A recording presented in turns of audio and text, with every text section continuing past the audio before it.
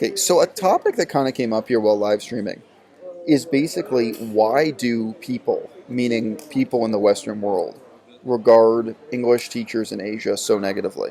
Like, why is the stereotype about English teachers in Asia so negative? Now, you are an English teacher in Asia as of yesterday. I mean, you just quit. Well, you just finished your job, and now we're leaving China. But like another guy, for example, the Russian guy who's basically replacing you at your job, you're not such bad people. You're not such you know what I mean? You're not such terrible people. The other English teachers, who else did we meet? Well, we met the woman from Belarus, from Eastern Europe, I don't right? think I must not have encountered this. Oh, really? Yeah. It's really negative. And there were a lot of YouTube channels that kind of like, well, that was even, remember we saw that video from Tkyosam. That was what he was kind of reacting to, was people having these really, really negative views Yeah. of, the kind of stereotype white man who chooses to Well, teach when I English told in people Asia. that I was going to teach English, they were very positive about it. Okay. They had a lot of examples of other people who had done the same thing, and they thought it was a good experience for them. That's really interesting for me to hear, because I've never had reactions like that. That's really interesting. Maybe it's because I'm from nowhere. But is it because the other people also had like been through a degree in English literature? Maybe is it maybe an educational background thing or what? Perhaps. I mean, maybe they think it's one of the few things that I could do. Yeah. Um, Well, no. Like when I suggested it to another female vegan who is connected to YouTube, like that she take over my job when I leave. Part of her answer was that she just felt it was like beneath her, that it was like too low for her to be a university level professor in English. Because that's what I do. So again, we just finished the job. We're leaving town today. We're in the airport lounge right now, in case you hadn't guessed. yeah. And like in some ways I can relate to that, but in some ways I can't. It's like, why do you think this is such a low and despicable line of work? Especially talking about teaching university students in a university classroom on a university campus. Like, why is that? Why is that so bad? So what I was Yeah. thinking, I mean, I was just like spontaneously answering some comments here, but I think part of it is just the discomfort in Western culture and discomfort generally. There's lack of familiarity generally with people who take on a job, any job, for reasons other than money.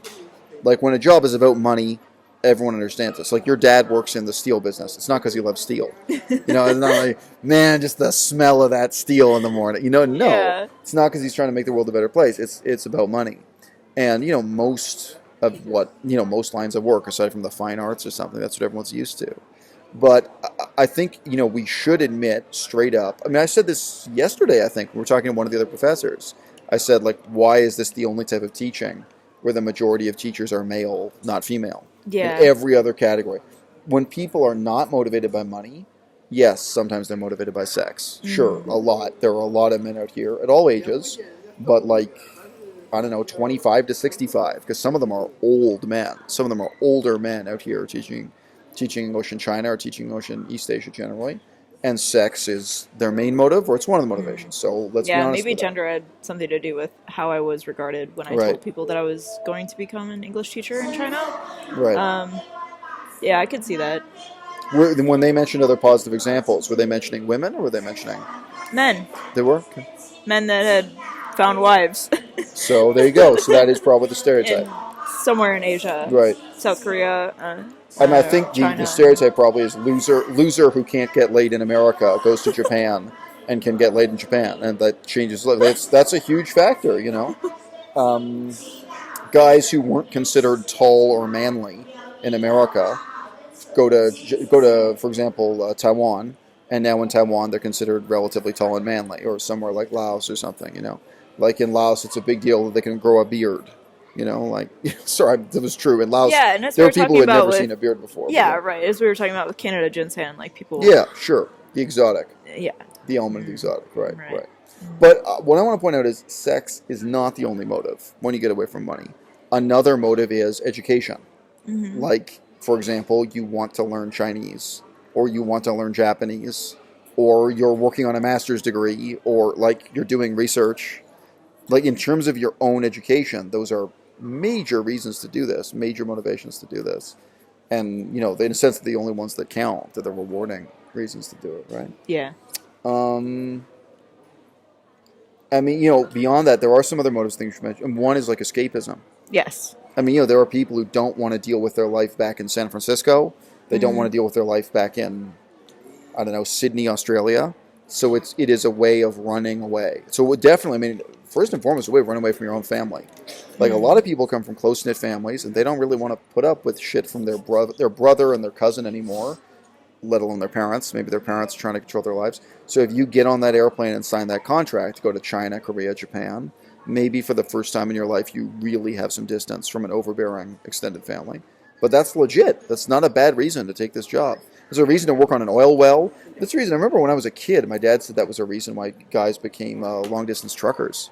You know, he said a lot of men don't want to have a boss and don't want to see their parents and maybe don't even want to see their wives that often. You know, like they want to be alone. So, I don't know, compared to being a long-haul trucker, I don't know if it's better or worse. Maybe that job, anyway, but being a long-haul trucker is about money, for sure. I mean, nobody's doing it for reasons other than money. So that's not such a great comparison. But yeah, distance, escapism, those things, those are definitely factors. Yeah, anything else? Why else would someone do this job? I guess the 生活方式. I guess the lifestyle. Yeah. Right?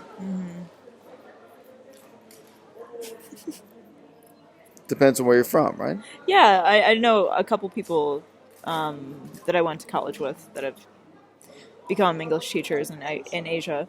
And I think it's generally because of what they studied, that they can't find a job with what they studied. So just as a way out of a dead-end university degree. Yeah.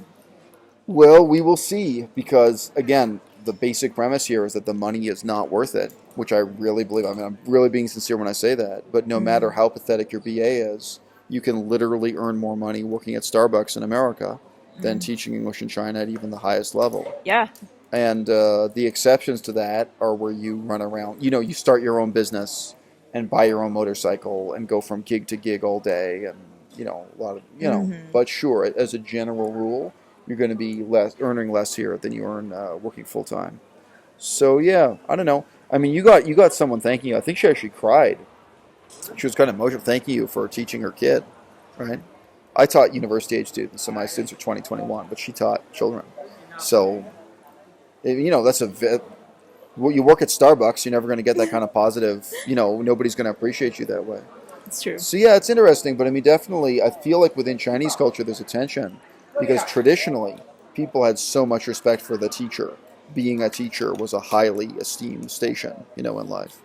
And now, this is this kind of slightly despised demi-monde of these weird foreigners who come over here and fill this gap in the society and the economy, gap in the education system, and who are mostly not respected, who are mostly despised. You said that your fellow professors and maybe other people that knew the university professors were kind of surprised by how respectful you were. You said that they probably had a bad experience with the former English teachers here. Yes. English professors. That's right. So yeah. And they kept saying to me sincerely, "Oh wow, your Chinese is amazing. My ability to speak Chinese and my Chinese handwriting blew their mind. They're like, oh, your Chinese handwriting is unbelievable." And I was just thinking, like, how low are your standards? Like, I'm a university professor in China. I should be able to speak Chinese. I should be able to read and write Chinese. You know what I mean? Yeah. So yeah, and I show up wearing a suit and stuff. Yeah. So I don't know. Yeah. I know what they were used to. But I mean, in general, in the whole world that I know of, maybe Germany's an exception, like maybe a few places in Europe are an exception, but I think the concept of being an intellectual is really weak. Like, globally and civilization, what does it mean to be a man of letters? What does it mean to be a man who cares about history and books and literature, whatever it is? Yeah, I would agree with you. There are many ways to be an Completely. intellectual. Like, it does, in my case, it's political, but for some people, it is going to be like poetry or something. But, I think the dignity of being a teacher is going to rest on, or has to rest on, the idea that being what my mom would call a knowledge worker. She always uses that term. I never use it. She says, being a knowledge worker. Wow. Yeah, but being someone who cares about ideas and knowledge and education, if you don't have that kind of, I don't know, sub-basement set down in the culture, then what kind of respect are you going to have for people across the ocean to educate your children or to educate grown adults in university under this banner? And who knows what their motives are? You got to ask them on a case-by-case basis. But for sure, their motivations are not money.